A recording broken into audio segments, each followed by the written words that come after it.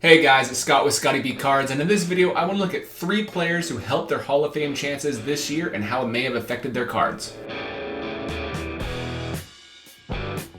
Let's discuss some potential future Hall of Famers. These players were players who were kind of on the bubble of the Hall of Fame, not really considered a Hall of Famer, or maybe they were considered a Hall of Famer, but this just boosted their value. I have about 6 or 7 players I want to discuss because I want to give you enough information where it's accurate. I'll make this in a couple different videos. So looking at 3 players who've had their Hall of Fame odds increased due to their play, and I think this will be good for their baseball cards. Let's just jump into it. The first player is Paul Goldschmidt. The reason I say Paul Goldschmidt is because he's the front runner right now. Him and Nolan Arenado are the 2 neck and neck for the MVP in the National League. But with Paul Goldschmidt, you'll see heading into this year, into his age 34 season, most of the time this is when players kind of start to get washed out of the big leagues. They aren't really doing much when it comes to power, and they're just not having a high batting average. You can see Paul Goldschmidt from 2011 to 2021, the first 10 or so years of his career. He has been a good big leaguer, 280 home runs. He has a 293 batting average, 142 OPS plus, really good there, 50 WAR. He's had won like 4 Gold Gloves or so he's a really good player on a good path. Back when he got traded to the Cardinals in 2019, he had a really bad 2019, which I'll show you in a second. He had a 2020 shortened season, and then he had a pretty good season in 2021. And so we can see with Paul Goldschmidt, he's in a good place, but he is getting older, so who knows what would have happened to his cards. For that reason, his cards have been stagnant for a very long time, not really increasing, but we know what happened this year. If we look at his stats for this year, you can see he's leading in the triple crown, you could say, for advanced analytics with batting average, on-base percentage, slugging, OPS, OPS plus, and he's actually in contention for the real triple crown. He's only I think 2 home runs behind the leader at 36, so he's basically neck and neck for the triple crown itself. So he's leading the traditional stats, and he's leading with advanced analytics. All of these things are really good for Goldie's numbers. If we look at WAR, we actually ended this season with 50.7 WAR. And I remember there was a baseball lockout. And if you guys remember that lockout, we weren't even sure if there was going to be a season. And for that reason, I thought he was the #1 player that was going to be screwed by the lockout if it were to have happened. Because he lost 2020 when he was playing really great, and he might have lost 2022. The day the lockout was ended and baseball was set for a full 162, I bought a bunch of Paul Goldschmidt cards because I hoped and figured that he'd have a really big year. I expected like a 5 to 6 WAR season. That was like the top. That is like the upper echelon of what I expected. So this is just crazy. I got lucky in the sense I bought a lot of cards of a player having the best year of his career at age 34. Does not happen very often at all. But regardless, all of his cards are going up. As you can see, he's having clearly the best offensive year of his career. Defensively, he's not having as good of a year this year compared to previous years when he's won Gold Gloves. But offensively, he is the most dominant player in the National League. This is baseball reference statistics. You'll see he's at 57.9 WAR, and we'll discuss what the average Hall of Famer needs to have and where he sits essentially in just a moment. But I want to show you some FanGraphs metrics as well, just to emphasize how good this season has been. So you'll see his best season when he was MVP runner-up. He's been MVP runner-up 2 different times, and he's been in the top 3 voting 1 other time. So he's been in the top 3 separate times in his career, which is really impressive. I think he's been in the top 10. We can look right here, 5 different times. 1, 2, 3, 4, 5. So this will be at least the 6th and hopefully an MVP. But we can see his highest WAR was in 2015 with 7.2. If we look according to Baseball Reference WAR, it's 8.3. This is FanGraphs WAR. They're calculated a little bit different. Baseball Reference gives you more credit for defense. But we can scroll down and you can see according to FanGraphs, he's having his best year at 6.9 WAR with a month left. Probably end up with around 7.5 to 8 WAR. So this is pretty insane for a 34-year-old. This is the #1 player I believe that has been helped on their Hall of Fame odds this season. We can look at Hall of Fame statistics here, and I want to show you a few different stats. And I discussed these, and I don't want to go too crazy just because I don't want to drown you in stats. But you can see black ink is how many times he's led the league in a specific category. He's had 24 different categories he's led in. The average Hall of Famer has 27. He's basically there right now. Gray ink is how many times he's been in the top 10 of a certain category. So 134 times he's been in the top 10 of a certain category. And that's basically on par with the Hall of Famer. Hall of Fame Monitor, which takes into consideration a bunch of different factors. It's really simple. You just get points for different things you've done in your career, like 100 RBIs in a season or batting average over 300 in a season. And this has gotten him to 103, so over the average Hall of Fame metric. Hall of Fame standards are more of the longevity stats, like home run achievements, RBI achievements, batting average over the course of a career, those type of things. So he'll build this up as he goes. But I want to show you right here, you can see he's 18th all-time in JAWS. JAWS is a very interesting statistic. It's a combination of wins above replacement, which is how valuable he's been above a replacement player over the course of his career, and his 7-year peak wins above replacement. What that means is they take the top 7 years of Paul Goldschmidt's career, not chronologically, but just the 7 total years, and they give a WAR for those 7 years. The average 7-year peak of a first baseman is 42.1. Goldschmidt's already surpassed that right now and building on onto it. So to get this is huge for Hall of Fame probability, and his 7 WAR this season was a very, very, very big part of it. If we go look now, let's dive into this a little bit deeper. I'm going to show you WAR 7, and Jaws. So this is based off of Jaws, and so that's why you'll see right here, Jimmy Fox is above Cap Anson, but Cap Anson has more WAR, but that's because Jimmy Fox's peak was significantly stronger than Cap Anson, so he has better Jaws. That's basically what it is, a combination of those two.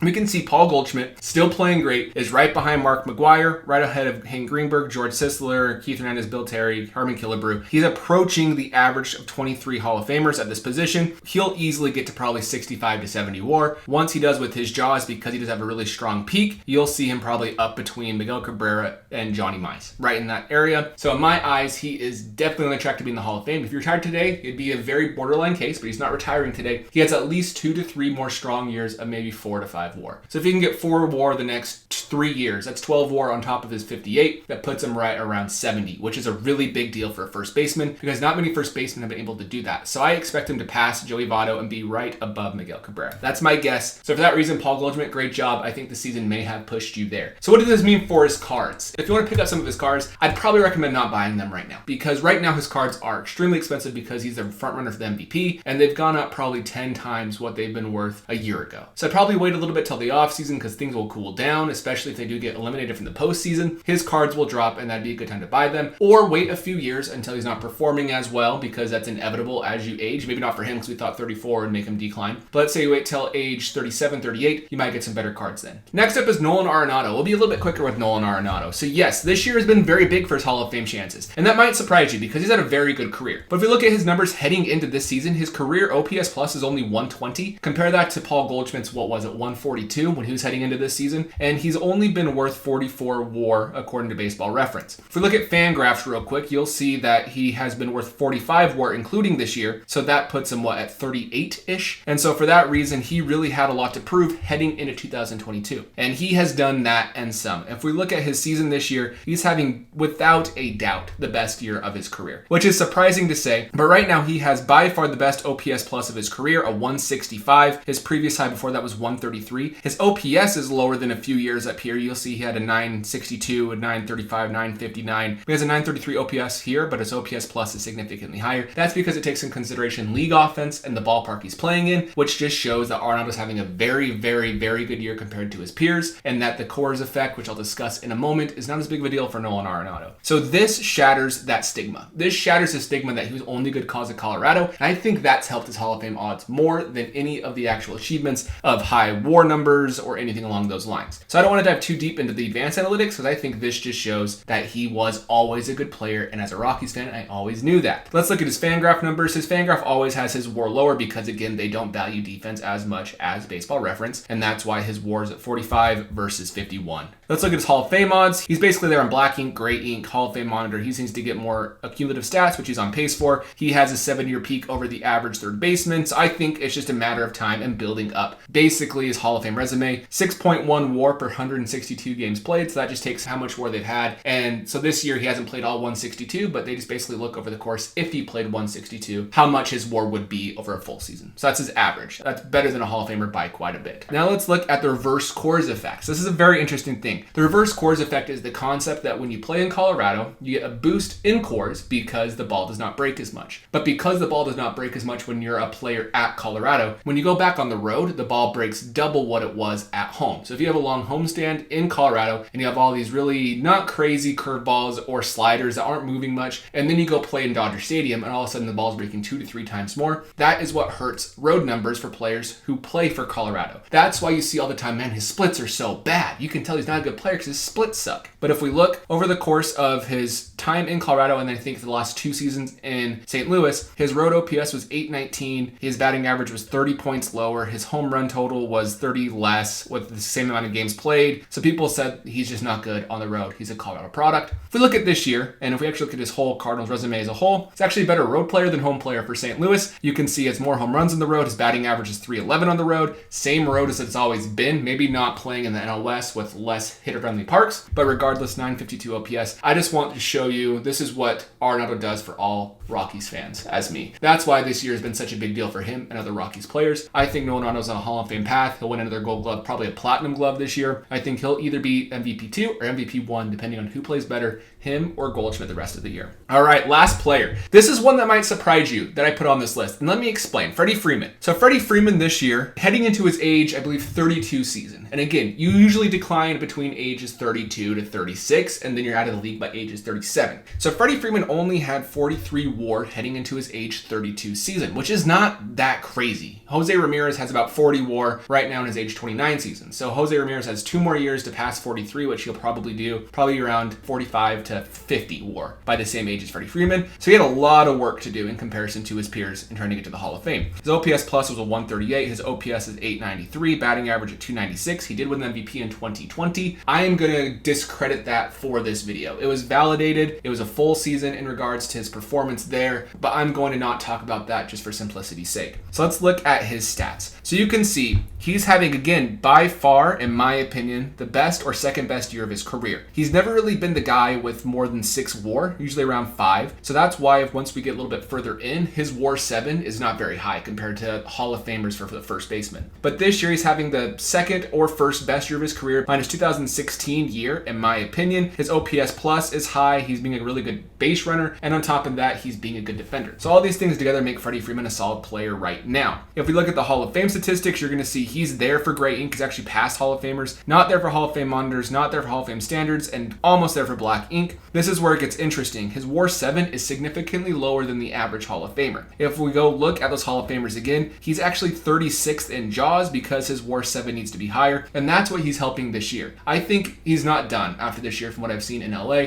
I think with the really strong lineup, the way he plays in LA, I think he's able to do a lot of really great things moving forward. So he needs to get this higher in order to be viewed as a potential Hall of Famer, but the fact he entered this season at 43 WAR and is now at 48 WAR is a very big deal, because now he basically just needs to get like another 16 or so WAR over the next 5 or 6 years. Totally doable for a player like Freddie Freeman, who right now is very close to Paul Goldschmidt in batting average and might actually pass him and ruin his Triple Crown chances and batting title chances, because he's hitting a 326 compared to Paul Goldschmidt's, I think, 331. So overall, that's Freddie Freeman. I think he has some work to do, and it's surprising to see that his WAR totals weren't higher. If we take a look at why, this is FanGraphs again. They aren't as hard on defense, and that's why he's actually higher with FanGraphs, because defensively, he's not really been a fantastic defender his whole career. Never won a Gold Glove like Paul Goldschmidt. As a base runner, he's actually been relatively positive. This year is by far his best base running year, which is interesting. He actually has the most stolen bases for his career this year with 11 right now. And so overall, he's doing good with the Dodgers, and I think that team has really helped him. He was fantastic with the Braves, but the Dodgers being the best team in baseball currently and having a very good lineup around him and in front of him, he's driving in Mookie Betts, Trey Turner, having Will Smith, all these great players behind him. It really helps his numbers. But overall, Freddie Freeman is going to